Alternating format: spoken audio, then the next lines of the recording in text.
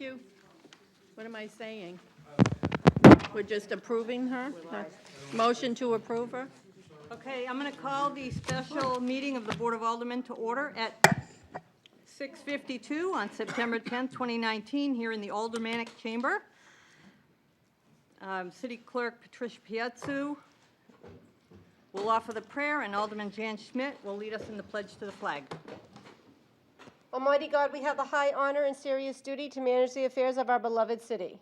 Fill us, O God, with a spirit of unity and understanding, which enables us to face our multiple problems with a serene mind, with justice and charity for all, so that any and all decisions made by us will always be for the betterment and greater happiness of all our fellow citizens. So help us, God. Amen. I pledge allegiance to the flag of the United States of America and to the republic for which it stands, one nation under God, indivisible, with liberty and justice for all. Would the clerk please call the roll? Alderman O'Brien. Present. Alderman Gidge. Alderman Harriet Gathright. Present. Alderman Dowd. Present. Alderman Clee. Here. Alderman Laws. Here. Alderman Lopez. Alderman Karen. Here. Alderwoman Kelly. Alderman Jettie. Alderwoman Malizzi-Gola. Alderman Tenza. Alderman Schmidt. Here. Alderman Clemens. Here. Alderman Wilshire. Here. We have 9 members present. Thank you. Communications. Communication from Lori Wilshire, President Board of Aldermen, relative to a special Board of Aldermen meeting. There being no objection, I'll accept the communication and place it on file. Tonight, we will have a discussion with Charles McIntyre, the Executive Director of the New Hampshire Lottery Commission, regarding Resolution 19162, relative to a ballot referendum to allow sports betting within the city of Nashua. Mr. McIntyre, would you join us, please? Thank you. You can sit in the second seat there, because we don't expect her to be here this evening. No. She's a little busy. She's a little, no, right next to Alderman Karen. Yep, that's okay. Thanks for being here. You think as an expert in math I could count, right? All good. Good evening, members of the City Council, the Aldermen of Nashua. My name is Charlie McIntyre. I have the privilege of being the Director of the Hampshire Lottery. And I think you folks had received correspondence from my office, and that was more based around the election cycle and when the law was passed. And if you folks were interested in hosting a sports betting facility in the city, you needed to act before the election cycle, only because you would lose the rights for 2 years. And so the way election cycles work, the calendar works out, you folks obviously vote in November, and the towns vote in the spring. So the towns would obviously have time to review the matter after it was presented. You folks wouldn't. The legislature approved sports betting during the last legislative session in a couple of forms, one of which is a physical sports book. It is limited to 10 locations statewide, so this is not a type of, like Keno was, where we have 109 locations across the state. You're talking about 10. We are, under the terms of the law, out to bid right now to find a vendor or vendors to help us in the sports betting process. That process, as you can imagine, is confidential until it's completed and approved by the governor and the executive council. So the questions I can answer are limited because I don't, frankly, know yet. The responses aren't due for a couple of weeks, and we don't know what's coming in the door yet. And obviously, we don't want to negotiate in public as to what we're going to do, what we're not going to do. But those are the very broad parameters. I'm happy to answer, Madam President, any alderman, any questions you folks have regarding it and regarding what we'd expect it to look like in Nashua if indeed it's approved. Thank you. I'll open it up to questions. Alderwoman Clee. I introduced myself to you earlier, that I'm also a state rep. I was under the impression, and I actually spoke last night in favor of this, that it was a 3-step process. One was to get it on the ballot. One was for the license approval. And then once all that happened, then the city or town would have the additional ability of being able to say yay or nay to whoever it is that gets that license. Am I accurate on that last one? You are, just the steps reversed, so Okay. it would be on the ballot. You're absolutely right. I'm not sure, Alderman, Representative, take your pick. Alderman today. Put it on the ballot, obviously, for democratic choice. The city or town would so in this case, the city obviously, would vote yea or nay. And then I would imagine in short order, we'll know where the locations will be or will not be. And then once again, you'll have an opportunity as your sort of normal licensing process as in a city, any business, you would have the option then as well. Okay. But the citizens will vote for it, saying whether we want it or not as a general concept. And then once we know where the folks think these would best be cited, we'll come back to you and say, these are the folks, these where they were cited. City of Nashua, for example, do you grant them the normal business licenses they would need? Occupancy permits, business permits, and the like. So that doesn't really require a city vote, more of your town or your city processes for opening a normal business. Okay, so that does not necessarily have to come to a city council such as... It does not. It does not. So I want to clarify that I'd made that statement that I thought it needed a second Board of Aldermen approval, and that may not be the case. So may I ask, I have two more other questions. Actually, one was, the question was that the amount collected by the state, I've gone through everything, and I remember the discussion in the State House. What percentage or what fee, I know there's a fee for the licensing requirement and so on, but what is the fee that the state will be taking from these organizations? So that's to be negotiated. Okay. The terms are, under the RSA, is to be the most beneficial financially to the state. They submit first the technical aspects, then we negotiate financials, and then that's approved by the Governor and Council. It is estimated for the purposes of budgeting that the second year of the budget would be $10 million additional, which goes to the Education Trust Fund, which is by the Constitution, by terms of the Constitution, all of our money goes. And so this past year, if we had a budget, I know that's certainly a topic. I have to talk in terms of if we have a budget, because the terms of the budget, which does not exist, the second year is additional $10 million, which is sent to the cities and towns by the formula for adequacy, of which I think we're 18% of adequacy grants. So that gets bumped up 10 million, and that gets spread out by the formula, which we have nothing to do with. And just one more question. This one is kind of more of a broad and may put you on the spot a little. Could you explain the mobile sports wagering portion of this? Certainly. And how that would affect? Certainly.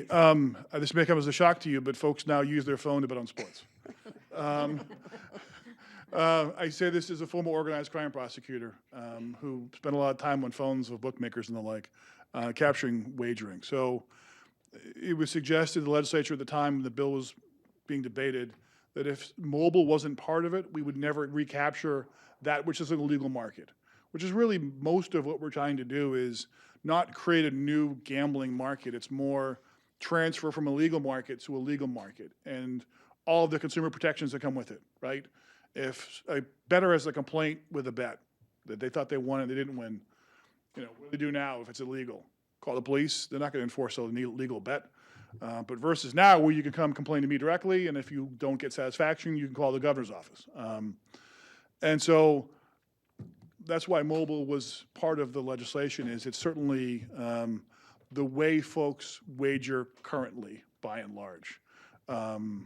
There's obviously no physical sports books. And really, when the physical sports books, which is the resolution you folks are debating tonight, is to create an entertainment environment as well. The governor has impressed upon me very directly that he wants sort of first-class, high-end, very nice facilities. This is not to be like the old-style RMVs, or if you know New York, off-track betting, where it's linoleum floors and the crappy lighting. No, these are all going to be very nice facilities across the state. So that's the difference for it. If that answers your question, Alderman. It does. And I just have one follow-up on it. I know it's in HB 480, but could you also explain the verification of age that the person doing the mobile wagering is in fact 18? Certainly.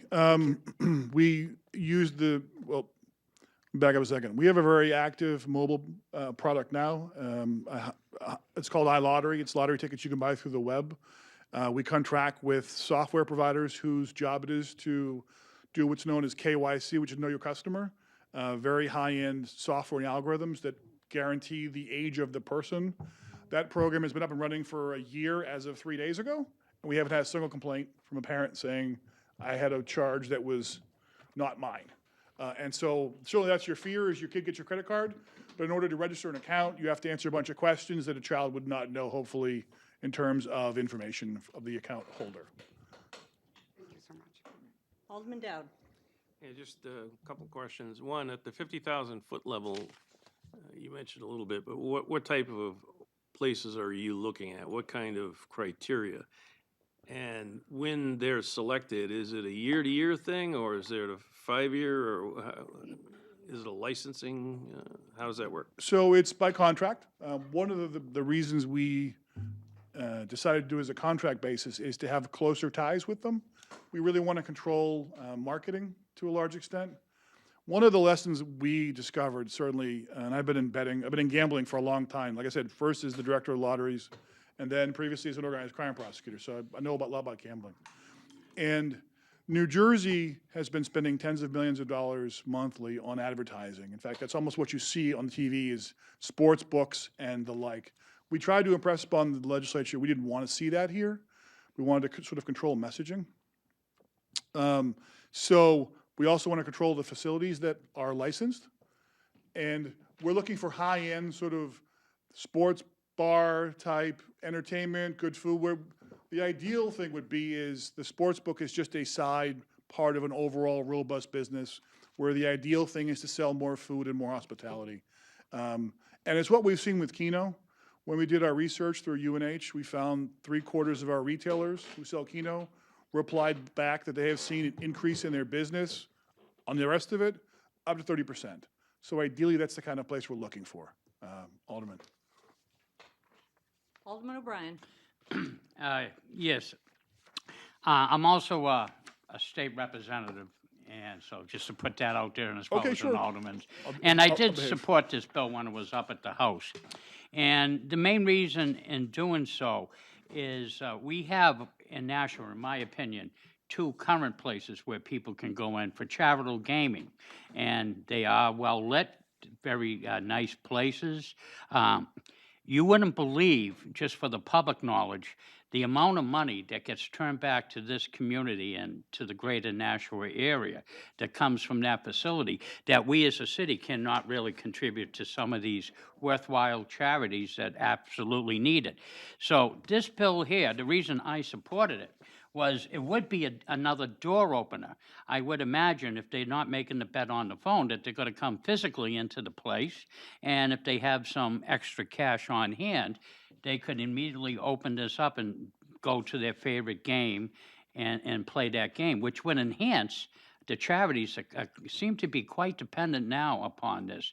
So I hope when you look at Nashua, you take into account that, again, if I may remind the state, and I say the state to you generally, that 35% of the state economy is generated right about in between Nashua and Manchester. I'm sure you have some numbers on Keno. Nashua stepped to the plate, other than compared to other communities, and thank God the Nashuan has very broad shoulders for the state of New Hampshire. But the thing is, I see this as a good door opener that will enhance. The back door would be some of the money coming in will go to the charitable gaming industry. I mean, certainly to your point, Alderman, I would imagine, certainly as the chief regulator of the charitable gambling halls, I'm remarkably familiar with all of their math. I really am. I would also wager, no pun intended, that the amount of traffic going there is mostly Massachusetts plates. And I firmly believe retail behavior doesn't know or care about geography. So I'd imagine a facility on the border is going to be 2/3, 3/4 Mass residents, and the best kind of money is out-of-state money. So I can't, like I said, I can't negotiate contracts ahead of time, but certainly that is where our heads are at. Okay. Alderman Clemmons. Thank you. Could you describe a little bit more in detail the bidding process? So like, if you get, I don't know, 50 out of the 10, right? You get 50 to 10 applicants, or maybe it's 100, I don't know. How do you, is there a committee, or how is it selected? Certainly. There's a procurement team that's created within our agency that's made up of subject matter experts in various areas. I can't tell you who they are. No, that's Yeah, no, okay. of course, no, I don't, I'm sorry. And we'll evaluate this initial proposal regarding technical aspects of a submission. On the back end, sports betting is remarkably complex. As you can imagine, it's lots of money moving. It's essentially hedge fund management almost on a real-time basis. Once we go through the technical aspects, then we'll go after the financial ones and talk to each of the qualified folks, saying, okay, you obviously know what you're doing with sports betting. You're going to give us X, you're going to give us X times 2. Okay, X times 2 is more money. And so, but that'll have other characteristics to it as well. Obviously, in the RFP, we talk about job creation and sort of workforce development and other aspects like that. So that's certainly what we'll be looking at. Financial, how you're going to behave as a citizen of the state, and what's best for the state. Great. Thank you. Anyone else? Seeing That was none? easy. That was Thank you very much. Thank you so for being much. here this Thank evening. We you. appreciate You as your well. input. Thank you. See you again. Have a good night. Alderman O'Brien. Thank you. Motion to adjourn. Motion is to adjourn. All those in favor say aye. Aye. Opposed? And we are adjourned at 7:07. Thank you, everyone.